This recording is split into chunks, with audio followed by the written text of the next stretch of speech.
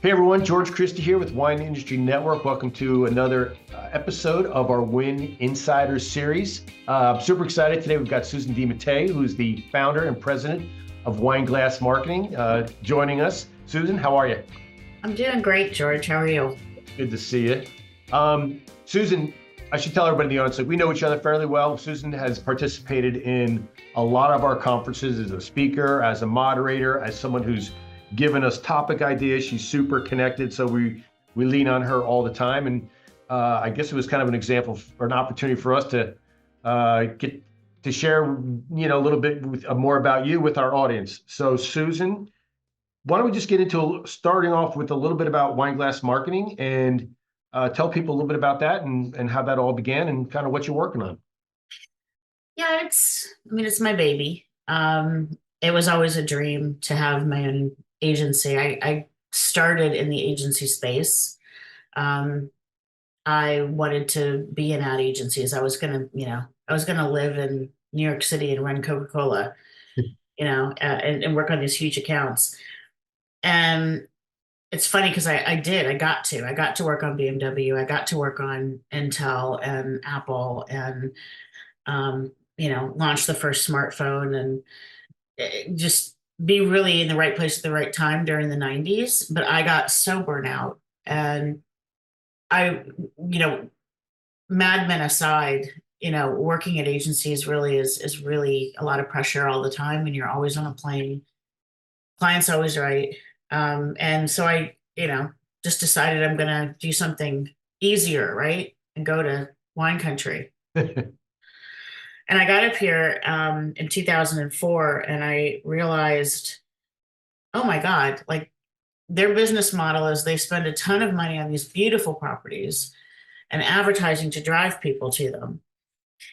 And then people come, and at the time they tasted for free. Right. And then you hope they buy a bottle from you. I was like, that is the dumbest business model I've ever heard. Like, God, that's a lot of work. So I thought that, there's all these things we were doing, selling the Pentium chip and, all this technology. So I just knew that there were some ways we could be more efficient and help wineries from this really old model that was very time intensive. So that's kind of what I wanted to do with this company is help wineries that maybe they don't have the technical expertise or the marketing expertise, and I wouldn't expect them to. I can't make wine. Why would I Right. expect them to be able to do database marketing? And and just help them move their product because I've seen. Unfortunately, we live in this model with wine, which doesn't really exist in other like.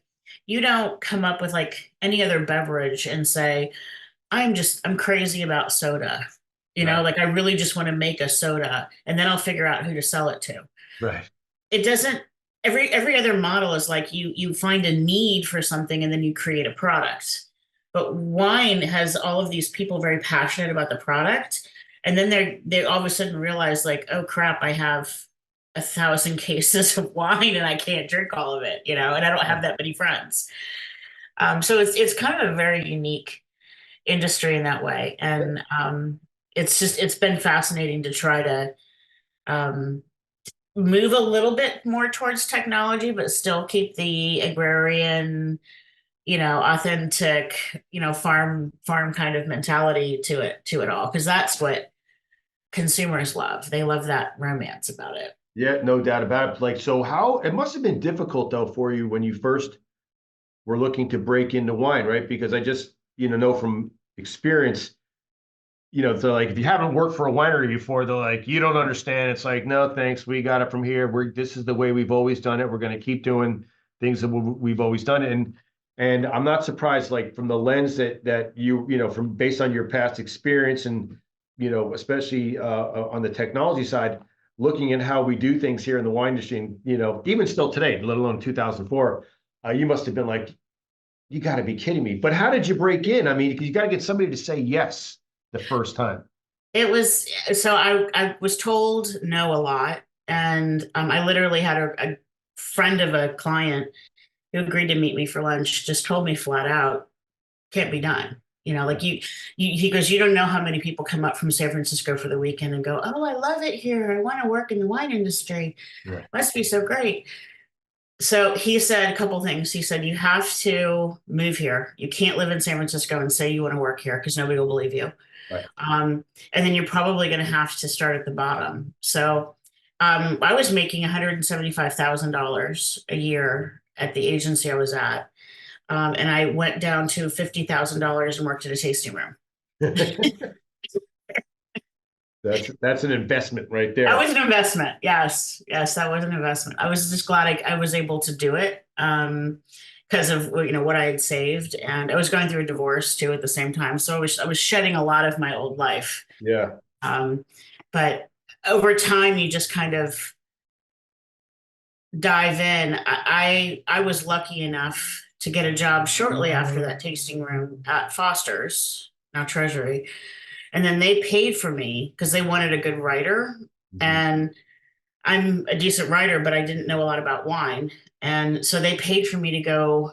I got my associates at Napa Valley College in viticulture. They paid for me to be a second level somm and take all those exams. And then the wine educator from the Society of Wine Educators out of New York. So I think once I got kind of that knowledge under my hat, I think that's when it started to be like, okay, she's committed Yeah. Yeah. or she's insane and should be committed. Yeah, yeah. Yeah, it's so funny. Well, it is interesting, and I know you can relate to this. It's like how many people come and go in our industry. They come in with a big splash and maybe have a similar background to what you had, and they're going to come in and they're going to change the wine industry and how we market and sell, and then they're gone. You I, know? I agree. And one of the things I've gotten into fights with people on social media because a lot of consultants or other industries will talk to wineries like they're dumb, Yeah. and like it's kind of like, again, I can't make wine. I tried once, it was horrible.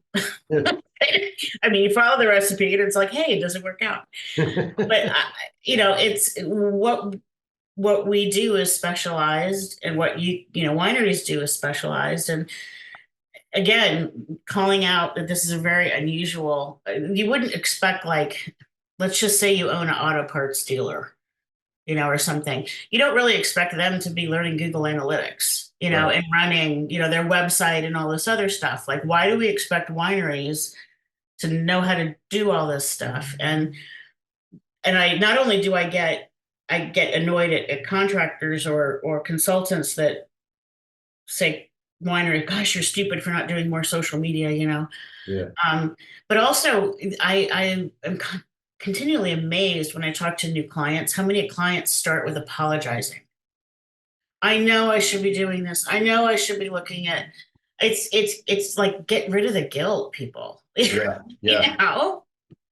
Well, I think things have changed a lot too, that wineries are, maybe it's just a sign of, when times are challenging, are just a lot more open to listening to new ideas and considering, changing up how they promote and market themselves, changing their opinion on technology, uh, because it wasn't that way, early on. I'm sure when you very first Mhm. started, it could be quite frustrating because you're trying to give them the best advice you can and not listening.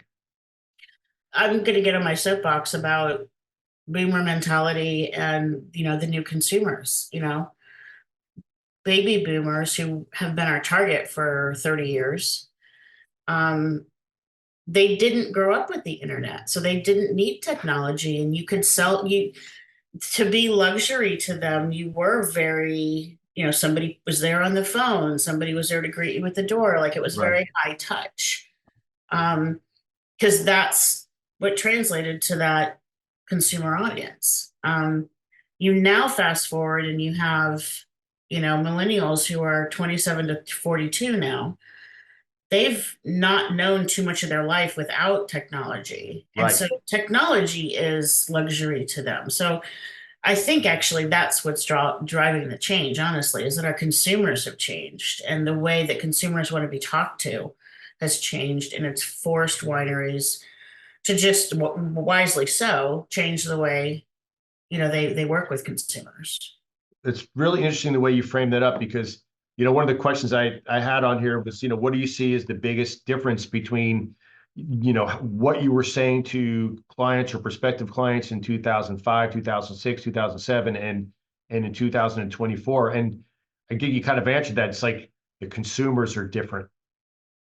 Their level of techno, of being comfortable with technology is drastically different than I think it even goes beyond that. I think we have evolved we've changed the way we make decisions.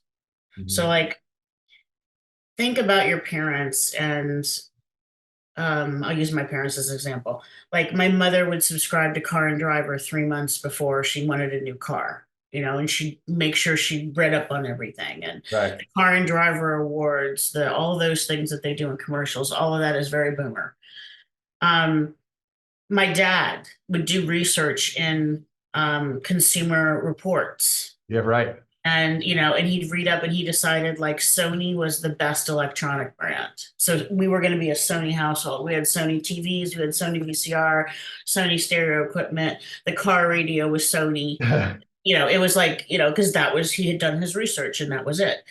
Um, they that generation was taught to make wise decisions and do your research and be practical.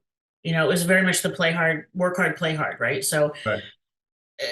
you again fast forward to who we have now, and I mean now if you and I were sitting here having a conversation and I had an argument with you, we could just say, Siri, what's the capital of Indiana? Right. Or Right. whatever, and we get the answer like that.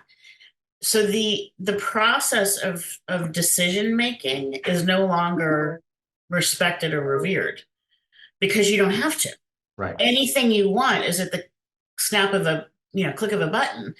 So therefore, our decision making process is much quicker. It's based on a set of different criteria, and all of that sort of information gathering. It's not necessary anymore. Millennials don't need to see where the couch is made to buy a $300 couch on Wayfair. Right. So that's also going to affect other luxury purchases like wine, um, where they're going to really just be happy with the good descriptions and a great review, you Right. know, and buy it online.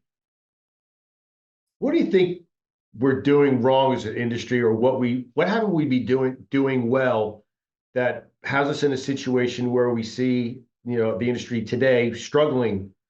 Now, there's some notable exceptions. Not everybody's losing. There's definitely brands that are winning out there, and I think those brands tend to be ones that are a little bit more fearless, are okay with embracing change, doing things differently than they did last year. But as a general rule, we're just not doing as well. What do you think that's all about?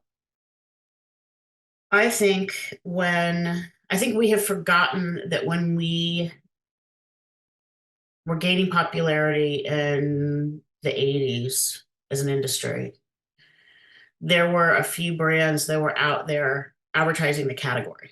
Mhm. Do you remember like Reuniting on Ice? So Yeah, nice. yeah, And the Ernest and Julio Gallo, we will not serve any wine before it's time. yeah, yeah, Um, there were huge campaigns that were very prevalent that were out that we've probably all forgotten about. And for those of you who weren't alive in the 80s, go Google them. They're pretty funny. Um, but they were selling a category to a group of consumers, and we haven't had that in a long time. yeah. I think we have gotten very lazy. I think Mhm. it's been shooting fish in a barrel for the past 15 years. We open up the doors, they walk into the tasting room, we sell all of our wine, and then we're done.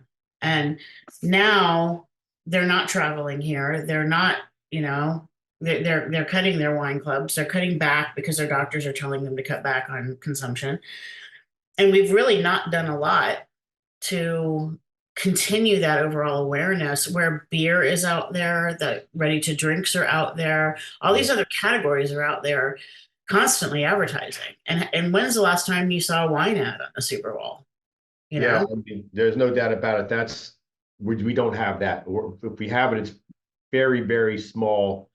But I also don't think, we continue, I think, to do a poor job of making ourselves accessible to the wine curious, right? So the people who grew up with wine on the table on the regular basis because their parents were into wine, I don't think folks like that are intimidated. They're, it's just something that they've been accustomed to. But there's so many more people, and I didn't grow up in a house where my parents drank wine on a daily.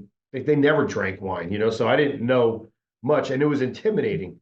And I still think there's a lot of that out there. I don't think we do a good job of, welcoming people to our world. Probably not. I think we have, again, we have old vocabulary that we talk about things, and not necessarily, I was just talking to another winemaker earlier today, and we were talking about wine cocktails and whether they had the guts to actually take this wine that they had curated over 4 years, and like, hey, let's put soda water in it. Like, so I think we're going to have to let go of some of that ceremony. Yeah. Um, but I mean, I grew up with my dad always having a jug of Gallo Hardy Burgundy was always somewhere in the house. So I think it wasn't precious, and then all of a sudden it got like super precious, and now I Yeah. think we just need to kind of come back down to reality a little bit. Yeah. No, that's funny. It's like, as you were talking about, making a wine cocktail, and people like, I mean, I was thinking about even like how difficult it was for people to embrace the idea of having a screw cap, like a screw cap being okay. It was like you thought the world was going to end, you know what I mean? Mhm. And now, I'm almost kind of surprised if I grab a bottle of Sauvignon Blanc or a bottle of Rosé and it doesn't have a screw Yeah, cap. right. It's Kind of annoying. annoying. I feel the same way. I'm like, oh, I got to get the corkscrew. Yeah, that's funny. Um, Tell me about you said something about hey, we're going to give you these samples for free and come on in and hopefully you'll buy something. But I think that tasting fees have just gotten a little bit out of control for me. I think it's, if you want to go wine tasting and go visit 3 or 4 wineries, it's just incredibly expensive now. It's like, and I don't know, I always think about, the younger people, and I don't mean like 20, necessarily early 20, somethings, because I don't think even when times are good, those are the people that were making a difference. I think, you kind of graduate up until where you actually have a little bit of discernible income or discretionary income. And I think that starts happening in the 30s. But I do think that there was something to be said about, having, barrel tasting weekend, which wasn't terribly expensive, and, young people coming up. And yes, maybe they weren't buying that much, but they were having a good experience. And then as they started to have a little bit of extra money, they're going to remember the places where they had a good time. I just feel like it's getting a little bit out of control. If you want to go to wine country, the tasting fees are crazy. The hotels costs are crazy. If you want to go out to a restaurant, it's crazy. I mean, it's just gotten so expensive. Hmm. I do. I agree. I mean, I want to defend the wineries though, because it's not like they're driving up the costs. Like I remember when there's a series of articles came out in the Chronicle about a year ago about how Napa had priced itself. I think that was picking specifically on Napa, I think so too. priced itself out of, realism. And I wanted to be like, why don't you try to live here for a month? Yeah. Like the poor wineries. I mean, everything's going up.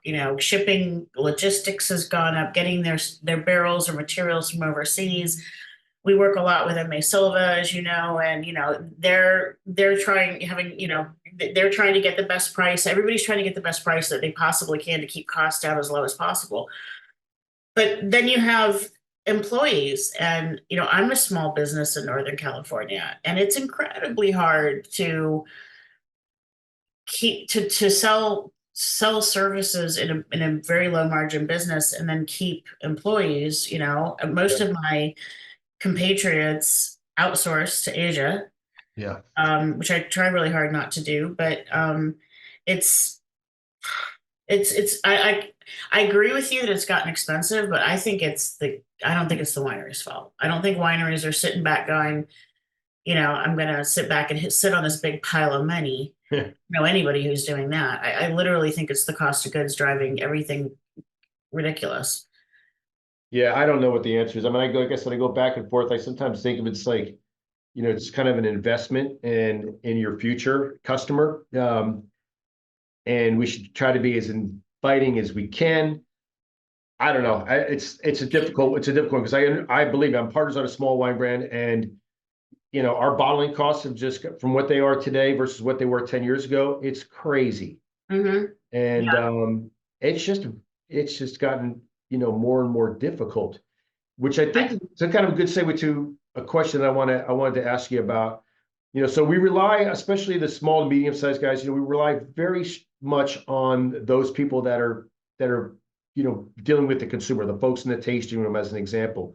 Um, but there's still, I think, a lack of commitment to training those people, staff training, even though there's been a million reports that show if you invest in training your staff on a regular basis, you will see results.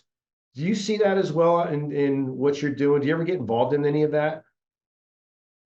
Not so much. I mean, we've recommended Wise, in Yeah. other training classes. Um, I would say not so much in the tasting room. I see a lot of young kids, and when I say that, meaning like between 20 and 25. Yeah. First job, right? Sometimes gone to college, sometimes not. I run into them a lot that are put in charge of the website or social media. And Yeah. that to me is a huge mistake. We're working on a site right now. It's a huge multi-thousand-dollar site, and it went off the rails. And because the girl that's working on it, thought she could go into GoDaddy and change some things, and deleted a record, and and it's so easy to just have a catastrophe if you don't know what you're doing there. Yeah. So I would almost say that, the tasting room is a great place to learn. And I do think you need to know what you're doing to sell well, connect with people, ask for the sale, all those great things. But just because somebody's young and grown up you know, on social media does not mean they're qualified to run social media, which is basically your PR of your company Yeah. Yeah. I get that. So I or want your to website. change gears a little bit. So where did you grow up? I grew up outside of Washington, D.C. My Okay. mother wanted me to be a lobbyist. Oh, no God, kidding. yeah. Were you in Virginia? Were like Alexandria? Where were you? How far north? Maryland side, Okay. yeah. And then I went to school at Boston University. Wow. So different world than where you're living now. Very different. So from there, is it then did you wound up on the agency side? Did you go right to New York after school? Like how did you wind up in? I was on the BMW account. And I was in Boston. And the thing about Boston is that it's New Englanders are kind of insular. And you kind of grow up and you stay in this town, especially Boston area, you kind of stay where in your clique. Yeah. So tons of people would come into the city for school, and then in the summer the city would empty out, and Yeah. you'd be kind of. So I stayed and I got a job, but it was just really lonely. And a recruiter said, there's this thing that's coming. It's the internet, and there's this area south of San Francisco called the Silicon Valley, and if you want to be at the right place at the right time, go there. This is 1991. And Wow. I was like, Okay. okay. I mean, I was 21 years old. Yeah. So I moved to California without knowing a soul. And I got on the Apple account. I got to launch the first iMac, and Wow. didn't know what it was. I was like, ooh, semiconductors, gross. So you got a job with an agency that had the Apple account? Is that Yeah, BBDO. Yeah, that's right, Day. Yeah.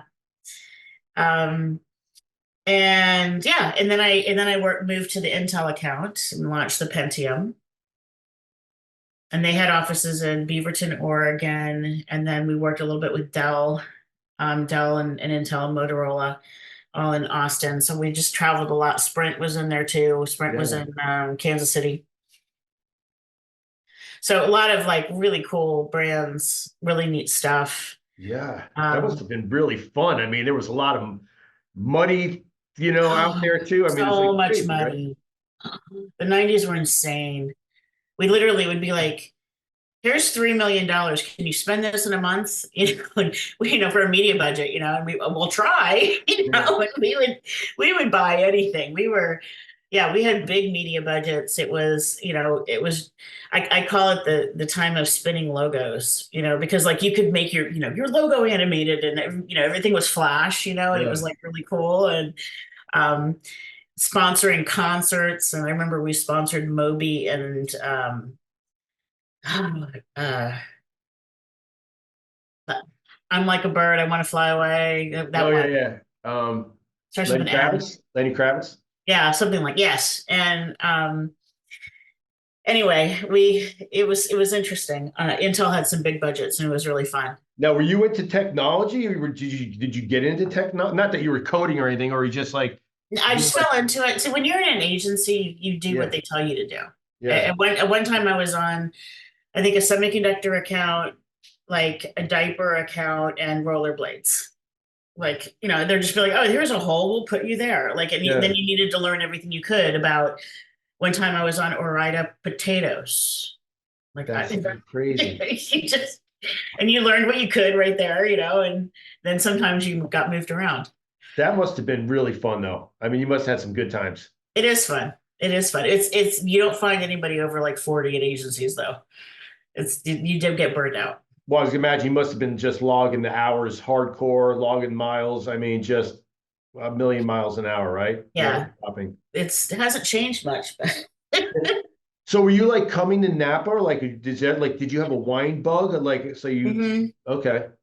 So when I first moved here from Boston, all I drank was beer. Um, and I found Beringer White Zinfandel. Yeah. And I thought it was the coolest thing because here I could be sophisticated and I could order a glass of wine. And every bar had the Beringer White Zinfandel, Yeah. And I liked Beringer, not Sutter Home. I was discerning. That's funny. And so I started making friends in San Francisco. And I remember my first few dinner parties, I actually brought Beringer White Zinfandel, and my friends to this day will not let me live that down. That's great. But over time, I my palate, of course, developed. But you can't, White Zinfandel's been the gateway drug to so many people. Yeah. God bless it. Yeah, I feel exactly the same way. Like whatever it takes, I don't care if you're white zin or you like a sangria or whatever it is. I don't care because you do, it's one of the interesting things about our category is that the more comfortable you get with what, just being okay with liking what you like, um, the more apt you are to want to explore and try other things. It's Hmm. not like a lot of other categories like this is my favorite cereal, this is the kind of mayonnaise I like, this is the ketchup, like, but with wine, you're always, like I said, the more you get into it, the more comfortable you get, the more curious you get about trying different things. And I think that's Hmm. really cool. So you like to travel. I do. Where do you like to go? What's your favorite? Where have you been at like some of your favorite places? Favorite place so far, I have two in the world. One is Sancerre. It's right in the middle of France. Yeah. A little town surrounded by nothing but goat cheese and Sauvignon Blanc. It's a little one of those hills, where the town's around the hill. Yeah. Um, Love it. Love that place. And I really love along the banks of the Moselle in Germany. The Moselle goes like this, it snakes. Yeah. And each time it turns, there's like another little pocket of, it looks like something out of Chitty Chitty Bang Bang, like Yeah. the buildings. And there's a Castle Burn or Burn Castle. Uh-huh. Burn Castle Coos is a little town along there that I really love. They have a couple Airbnbs and um, anyway, I like the more country, but you can't beat Rome or Paris. But Yeah. I Yeah. really like Germany and France a lot. Are you good about disconnecting when you travel? Because I have a hard time with that. Oh God, yes.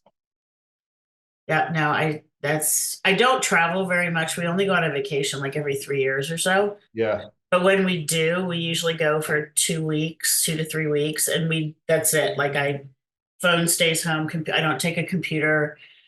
I have no idea. I come back, I have no idea what happened for 3 weeks. I don't even look at That's the news. super healthy. That's good.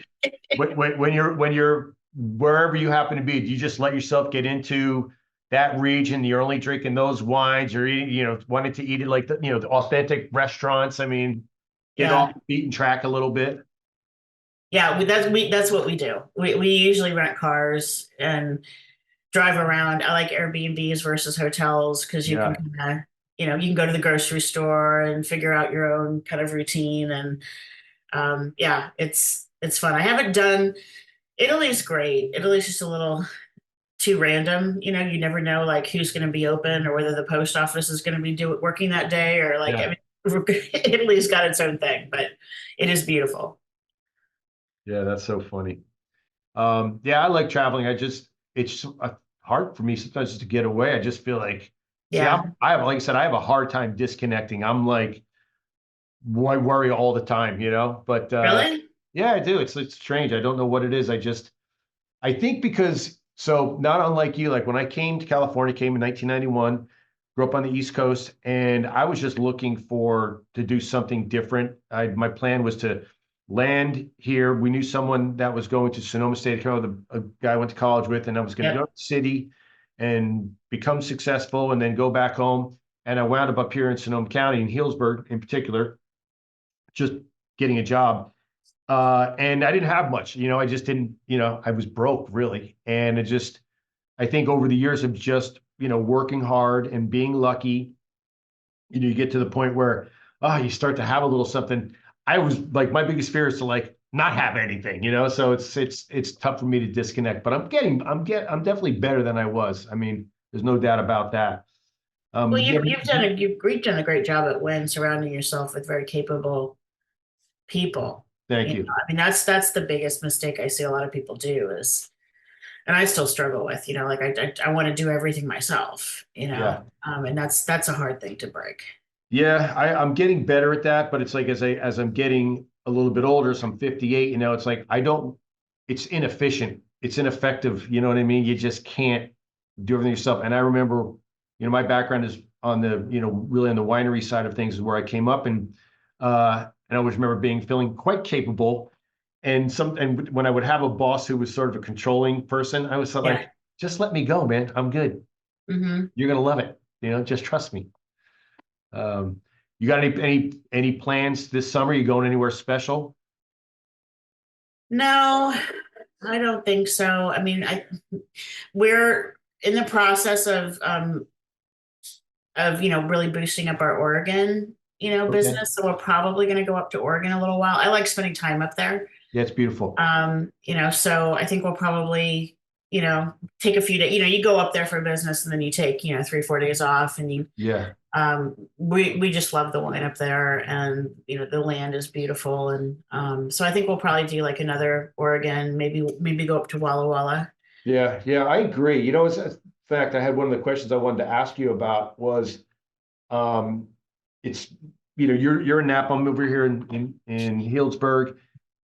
It's when you get outside of this area into other wine regions, they're different. They're just a Oh, little bit very. different. Yeah. And in a good way. I like, speaking of Oregon, like I think the wines up there are incredible, but the people are really cool too, right?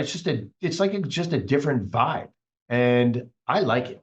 I don't think that regions outside of Napa and Sonoma have the decades of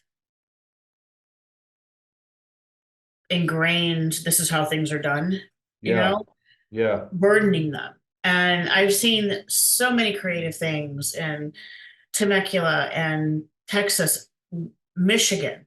The yeah, Michigan wineries are doing some fascinating things. yeah. You know, Virginia, North Carolina, all of them are coming up with really creative themes and parties and ways to get, people involved. Smoothies and things for the wine. Like again, winemakers rolling over. I But know. but they're attracting the newer audiences, and I think they're going to be leading that because we have tradition, Yeah. you know, that we have to contend with. Yeah, I like the way that you framed it up too. It's like it's almost like a burden, right? That we've created for ourselves of like having to do things a certain way just because that's the way, the generation before did it, and that's just the only way to do it. And I think And not for nothing, but the only people that can afford to have a winery here are older white men, yeah. Yeah. so they tend to market to themselves. So I take it you enjoy getting involved with some of these other regions, so you can have some I fun. do. I Yeah. do. Yeah, they're very creative and fun and open to different ideas. Well, and that may very well be what helps us, our industry as a whole, are these other, I don't want to say emerging regions because they're kind of emerged, but Yeah, they're, maturing. newer. Yeah. Yeah, yeah. And because I've done a lot outside of California, and like everybody else, I think who started in the wine industry, you're sort of guilty. You start to become like thinking that the whole wine world like begins and ends here. But some of the regions that you mentioned, like in Virginia and Maryland, and obviously Washington, Oregon, Texas, like they're doing some really good things. They're making some really good wines, and providing, incredibly fun and educational experiences, and they're not intimidating.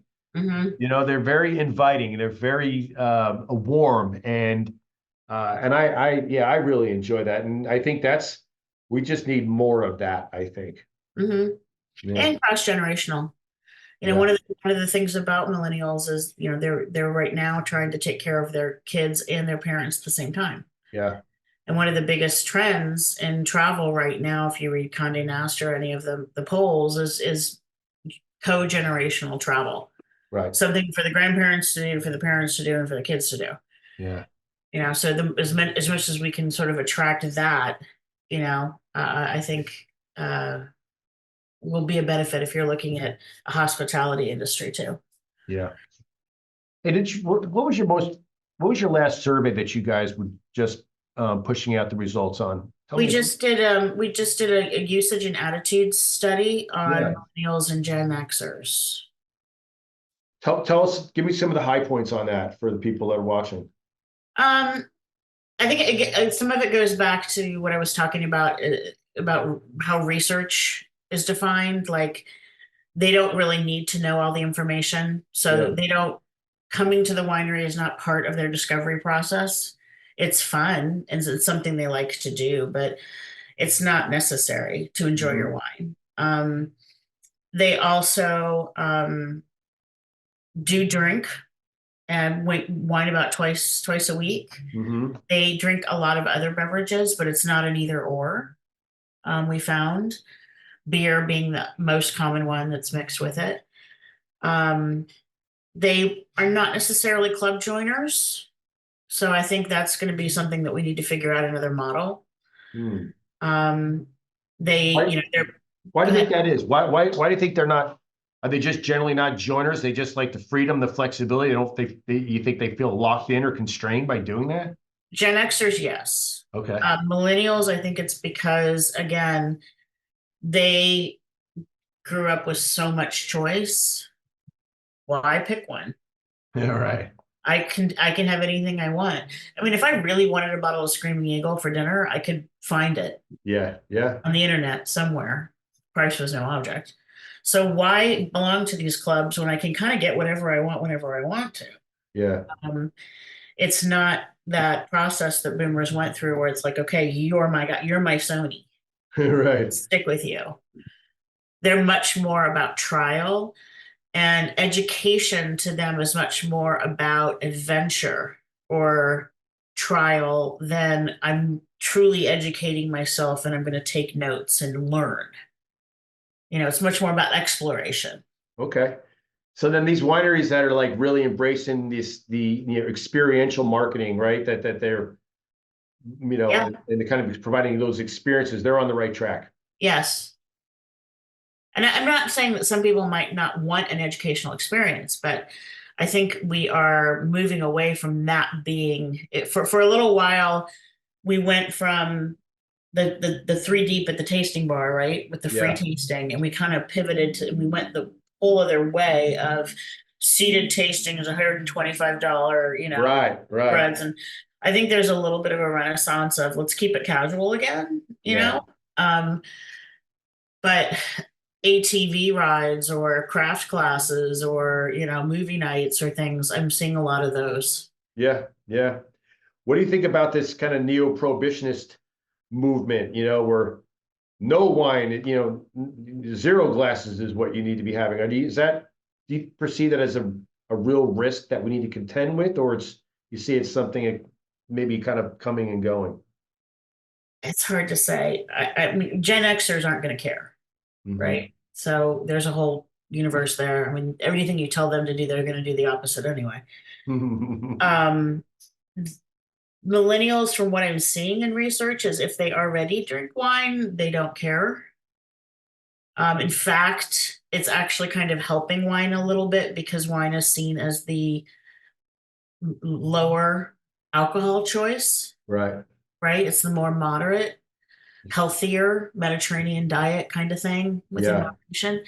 And I get it. I don't think Gen Zs and millennials want to get typically, drunk. I mean, if you're spending $450 on a Taylor Swift concert, Right. you're not going to be doing shots of Bacardi 151. You're not going to remember it. So Free gaming in the you're not park. going to be pre-gaming. No, you might have, that's where your wine spritzer or whatever comes in. You can Yeah. still have your cocktail, but you're not Yeah. going to ruin your experience. Yeah. And I think that's the logic that a lot of them have. And I think wine kind of plays into that argument of it is a more moderate choice. Yeah. Well, we're working with Gino Colangelo and Karen McNeil, I and saw that. so that we got a webinar coming up, I'm and going to it. Yeah. yeah, it'll be good. It's like, and I think what they just announced, it's they come over October, right? This is kind of a new thing to try to counteract some of the negative stuff that's out there. And I guess, the idea of reminding people that this is a social beverage. This is meant to be, well, I'd say meant to be, but it's perfect to a perfect accompaniment to a couple of good friends getting together and breaking bread and having a great conversation, right? So we're super supportive of that, and I'm curious to see how it all unfolds. But I thought it was this come over October. I thought that was pretty good. That really came out in the research we did of how social it is. It's not something where you're contemplating, on the porch alone with this glass of wine or sitting staring into the fire, like we have Right. these images. It's very, very social. Yeah, yeah. So that's we're looking forward to that. Well, I'm going to get close to wrapping up. I really appreciate your time, but do you have what are your thoughts? I mean, where do you see things going for our industry over the next, 5 years? Are you feeling good about? I mean, obviously there's some folks that are struggling right now, but how do you see things looking as you kind of stare down the road? I think wineries, honestly, they're doing smart business and marketing are going to be okay. I think there is probably going to be some failures of places that maybe were just lucky, Yeah, and they made a good wine and they were able to sell out of several vintages. But, I'm seeing a lot of wineries that have not kept up their lists, not kept up their marketing, not done any advertising. yeah, And then they're shocked when all of a sudden, like, it becomes a survival of the fittest and they realize they're on the wrong side of the column. They're yeah, not in the fittest column. You can't just, it's not a faucet that you can just turn on. And if you've been doing good business practices, I think, you'll gonna do well. But if you've ignored them and you're looking for that silver bullet, yeah. that's not gonna exist. I think you're right. I think that there's, I hate to say it because I've never experienced anything like that, but a little bit of a thinning of the herd. I know, like even right now in Dry Creek Valley, Yeah. there's three wineries that I know are for sale, and I've never seen that before. It's like if something got sold, like you heard about it after the fact, right? It was never like a for sale sign out there. But I think you're right. I think that I think some of the folks have been lucky. It's like you had a dealership on Auto Row, right? So it was Yeah. like you just had to be Right at the place, right time. right location. And now that's not good enough, because there's more dealerships than ever before, and everyone's doing a good job. So you can't just go, my wines are good and I'm in a good location. Like, no, that's sort of like your table stakes. Yeah, that's what we hear. But our wine's really good. I'm like, you and 3,000 others. Yeah, so what? Yeah, exactly. Well, Susan, this has been great. I really appreciate taking the time with us. This has been a great conversation. We love working with you. I love working with you. I think you're just one of the most interesting people in the industry, and I'm super glad you got to join us today. Well, thank you. I really appreciate the time, and I was honored. We'll see you soon. Take care.